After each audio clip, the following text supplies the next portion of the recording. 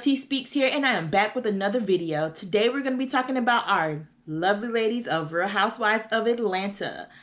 If you haven't done so already, make sure you go ahead and click that subscribe button with that notification bell button so that you'll be notified every time I drop some new heat, some new fire, some new juice, some real tea. And continue to watch if you want to hear more about this episode.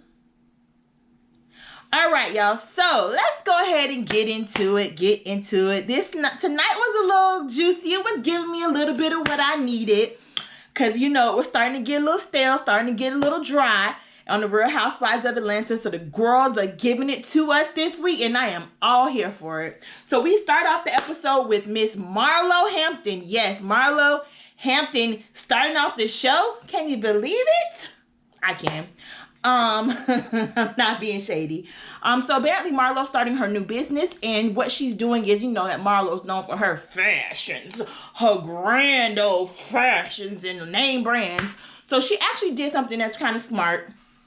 I say kind of, and I'll tell you why. But she's doing something that's kind of cool, kind of smart, is she is renting out her clothes and some of her accessories and fashions. So she's renting them out to people, and, you know, of course, they're paying a charge. And then she gets them back. You know, she's basically making money off of the things that she's already purchased. So I get it. It's kind of cool. She has a cute little boutique set up. She had to start it setting up things for customers yet, but she has everything laid out. So I thought that was pretty cool. Now, you know, everybody already knows her and Kenya, Marlo and Kenya, have built their kind of went backwards, and they've mended their issues and mended their friendship, and now they're back cool. So Kenya shows up to the boutique, and, you know, she's throwing a little light shade, you know, oh, I'm glad she chose to do, you know, this type of business versus her hair care line or whatever. So I guess, I mean, being friends with being friends with Kenya, you have to expect shade. Like, she throws shade at people she's cool with and not cool with. So if you want to deal with it, fine, cool. But once we done. I don't be back with the back and forth. But anyway, so Marlo's doing that. And Marlo why can't I get this lady's name right? Kenya Mo? Yes, Kenya. Marlo and Kenya are starting to talk about a little bit about the situation that happened between LaToya and the other girls when they were at their niece's little get-together party. And I don't know if you guys remember, but LaToya decided she wanted to tell everybody, or she felt inclined to tell everybody, that Kenya, you know, was, you know, being served with her divorce paperwork, and Mark was planning to, or had already filed for alimony. So that was a little much. I agree. Kenya does have a right to be upset. Your friends are your friends. And when they're, especially when you're around people you're not that cool, well, that's not that cool with that friend, you don't really want to talk too much. You need to shut your mouth. And I'm all about privacy. What goes on in my household stays in my household. So Kenya has every right to have a problem and be upset with LaToya for divulging that information. So Marlo and Kenya are just talking about that. And then we go over to Drew.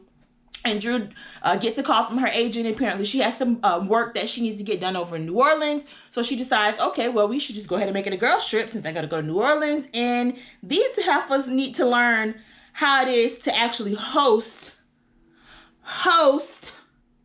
a girls trip, a vacation. Show not just specifically Kenya Mo, but show all the ladies how it's supposed to be done. So Drew plans on doing that.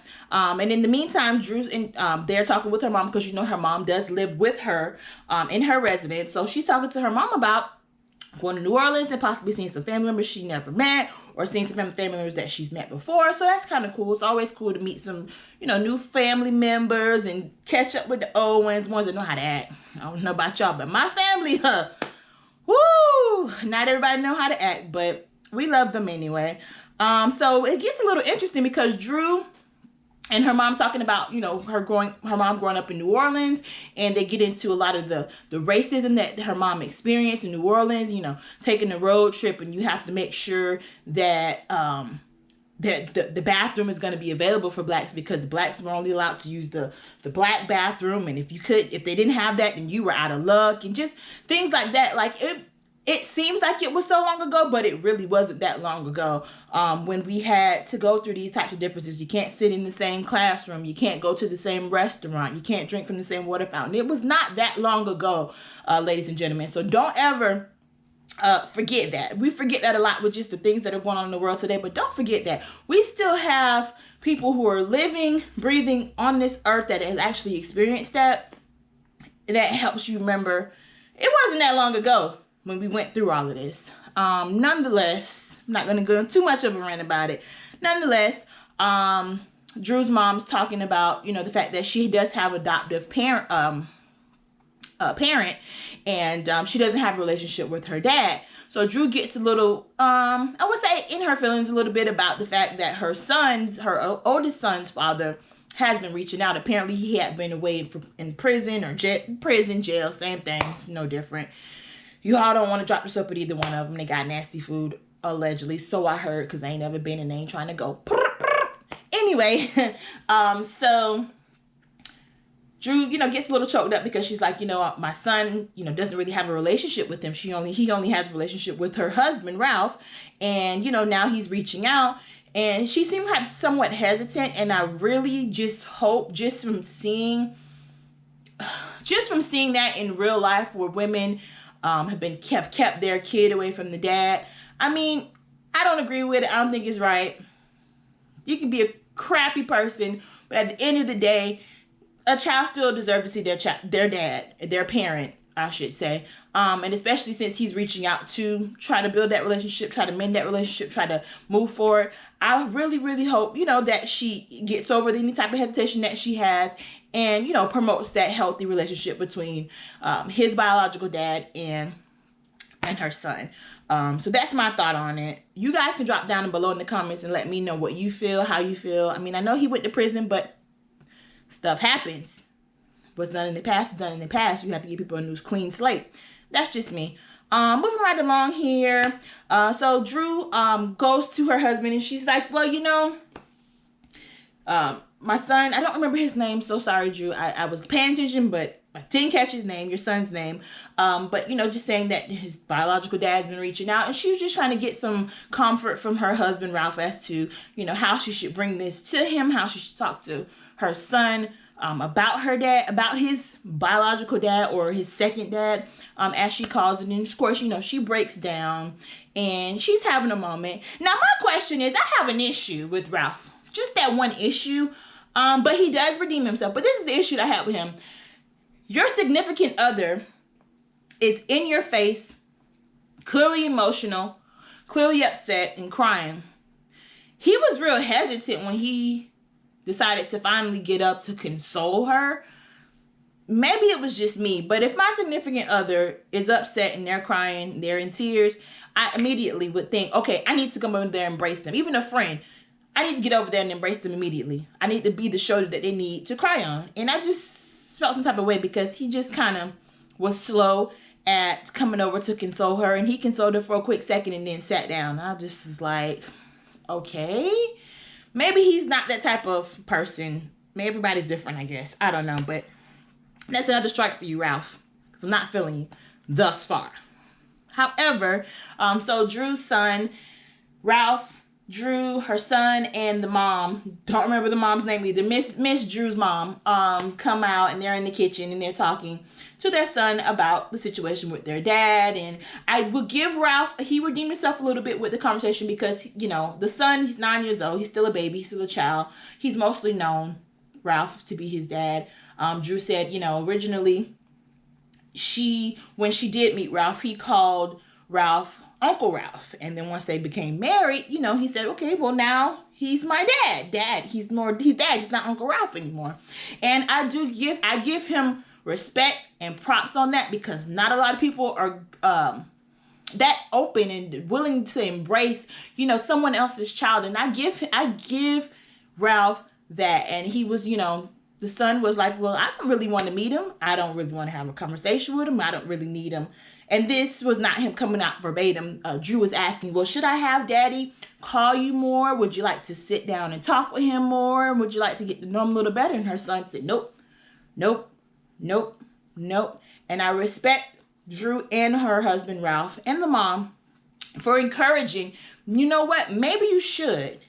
We'll take it slow, but maybe you should reach out to your dad. Maybe you should try to build that relationship with him. So I respect her. I give them both much respect because they're actually, encouraging him to try to build that relationship versus trying to poison his mind, trying to turn him against his dad. So I give you guys props on that. You got my props on that one.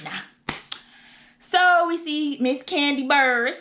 I had to say my Candy Burrs. We see Candy outside her house. She has her trainer trying to get those quarantine pounds off. Sis, I can relate. I know how you feel. I can't wear half of my clothes and I refuse to buy them bigger. I refuse to buy my clothes a size bigger because I'm just going to lose this weight. You feel me? Okay. So apparently, Candy's doing, I think, a new show or a movie. But she's just trying to get in shape for that. And at the end of the day, if them coins coming in, hey, that's going to motivate you to get your money and lose that weight. So props to Miss Candy. And for some reason, I don't know, Candy always goes up and down when I notice her. She'll get, a little bit more chubby. I don't want to say fat. She'll get, gain a little weight, put on more pounds, but then she'll snap back and then she'll go back. She's kind of a back and forth. Almost giving me Oprah vibes in the 90s. Oprah was skinny, and she was bigger. Skinny, bigger. So, hey, it is what it is. And rich people problems. It looks good on who? You. So, Cynthia and Mike, newlyweds, are out. They're going to go for nice little breakfast brunch, it looks like. And it was funny because Cynthia's about my height. I think she's 5'10". I'm 5'11". So, she still wears her heels as she should, and she can. So, she's wearing these little, booties. And Mike, you can see on the camera that she's struggling in them. She's a supermodel. But she's getting up there, but she's a supermodel. You should be able to walk in those heels with your eyes closed. But she wasn't. So Mike called her out. He was like, babe, what's going on? You're walking like a newborn giraffe here.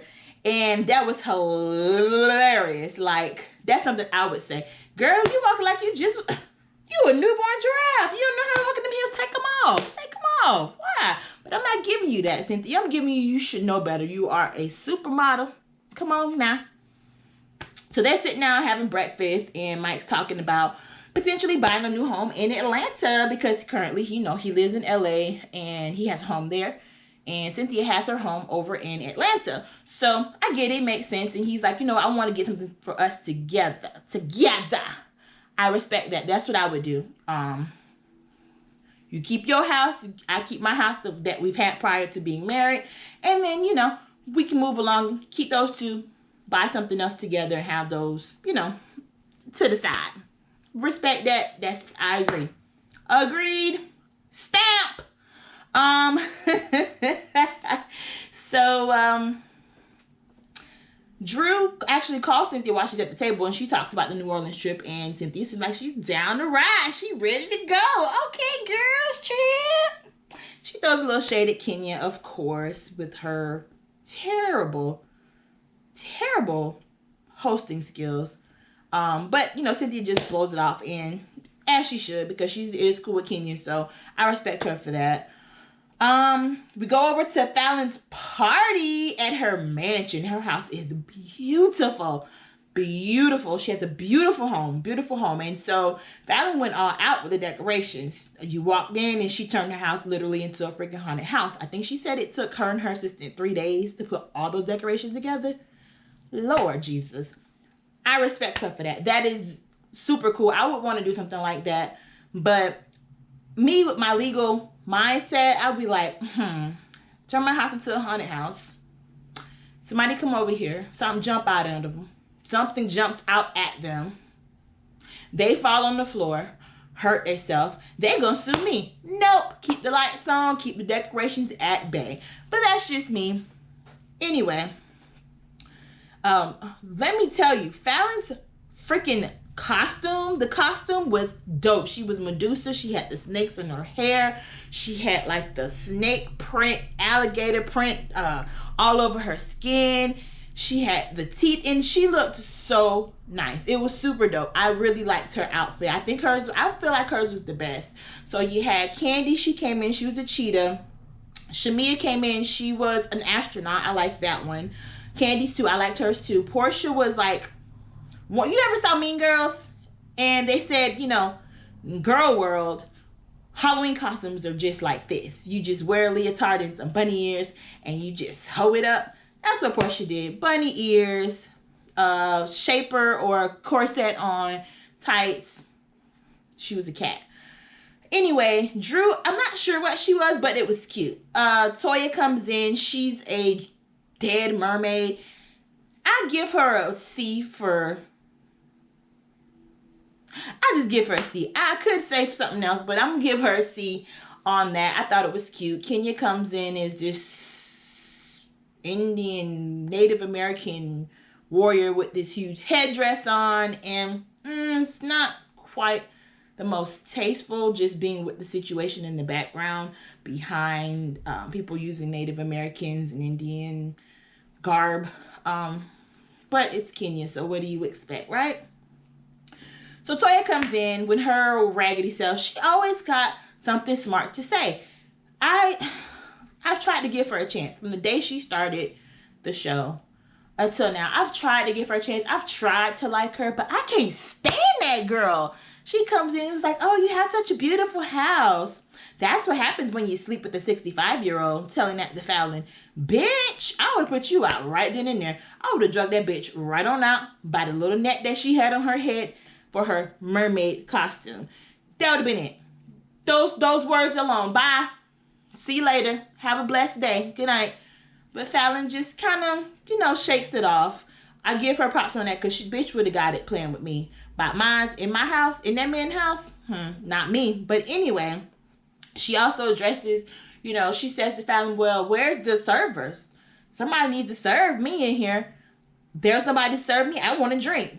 Again, Fallon obliges her and gets up and makes her a drink or whatever. I would have said, bitch, you can go get it or you can get out. Those are your two options, period.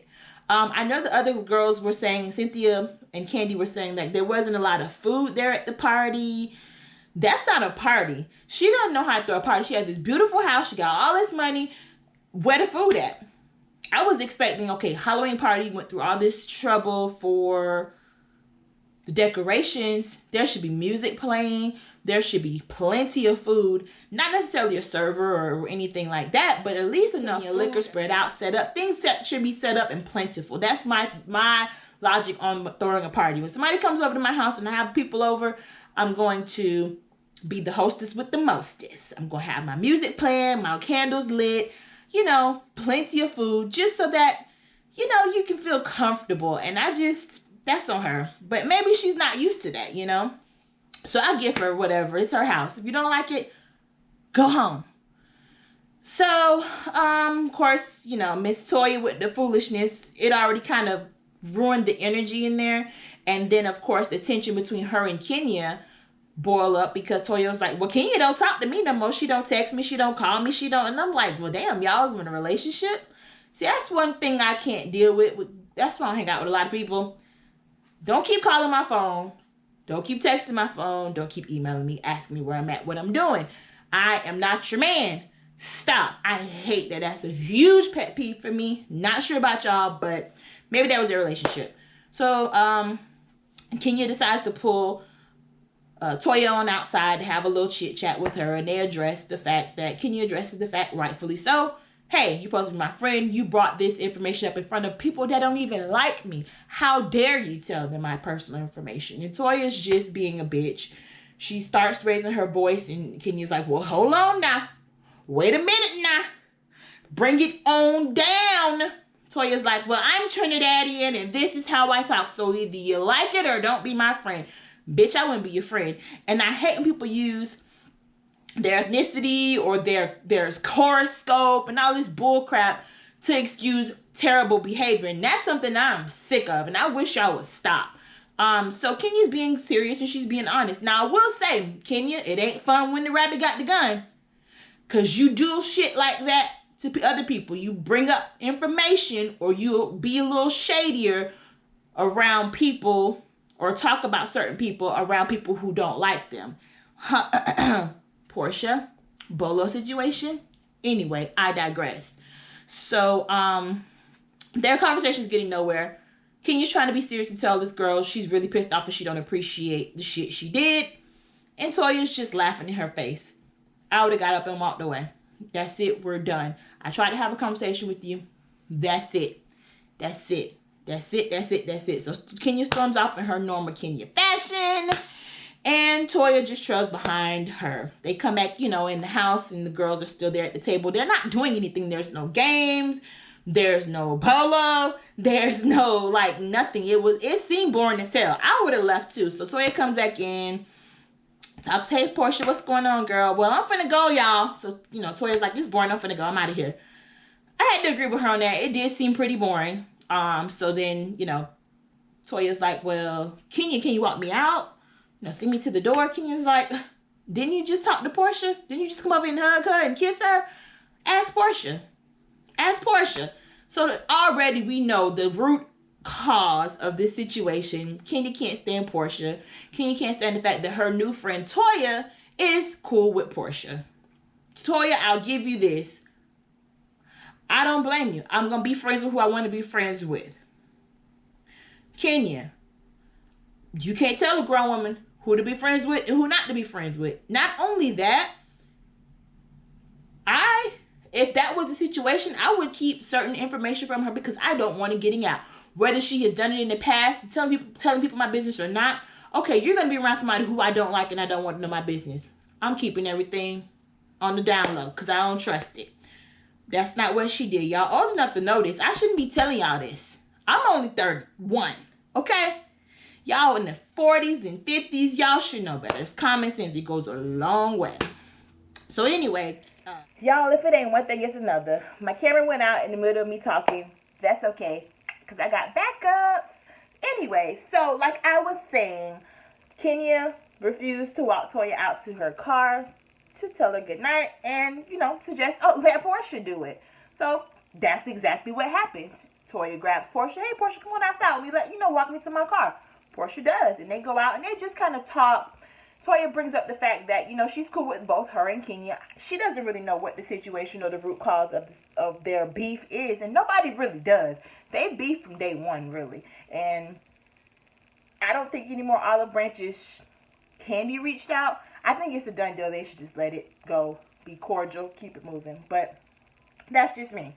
So they sit down just talking about, that situation. And Toya tells Portia, hey, well, this happened tonight. She's very pissed off. And actually, Portia's being logical. Just because she doesn't like Kenya, she's not saying, well, I don't see anything wrong with you telling her business. Portia's like, well, no. She confided in you. You told her business. You were dead ass wrong. I agree with Portia. Whether I like somebody or not, if you're doing something wrong, I'm not gonna stand up behind somebody that's doing wrong. I'm not gonna do it. Not gonna do it. So the ladies come out, the other ladies come out, and they're, trying to see, what's going on? Where's Toya? Where's Portia? What's going on? They've been out for a minute. And while they're out there, most of the ladies come out and, trying to figure out what's going on. They're talking, and so does Fallon. She comes out, and Toya just starts going in on Fallon. Toya starts talking about, of course, her husband, and she's from her car screaming these things at Fallon, mind you, talking about his genitals, how old he is, and all the baby daddies that Fallon has, because I think Fallon said something along the lines, well, before I even turned 31, I've had 3 kids, I've had 3 boys, and little Toya is showing her ass. She's screaming out, by 3 baby daddies, and your husband is old, and his genitals is old, and just acting a goddamn fool. At this point, Fallon is over it. She's ready to get in Toya's ass as anybody would. Not at my house. You at my house and you talking shit? I think not. It's time for you to go. It's been time for you to go.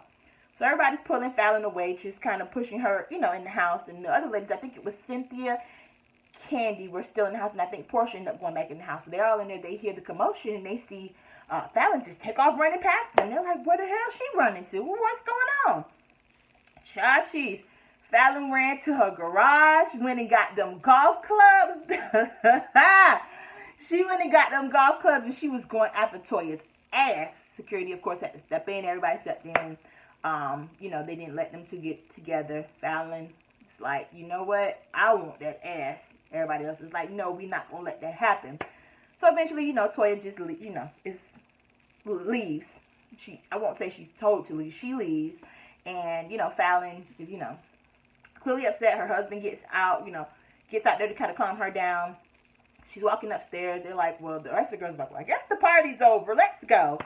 Everybody packs up. Everybody leaves. It's a mess. I'm at a loss for words. Toya showed her ass. I don't know what's with these people coming to other people's house showing their ass, but let me tell you something. Come to my house with that foolishness, you got to go. You can leave voluntarily or involuntarily, okay?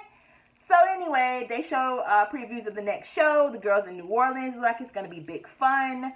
New Orleans is one of my favorite cities, so I cannot wait to watch that episode. I hope they don't go up there showing their ass. They too old for that. Anyway, we'll find out. We'll see what happens.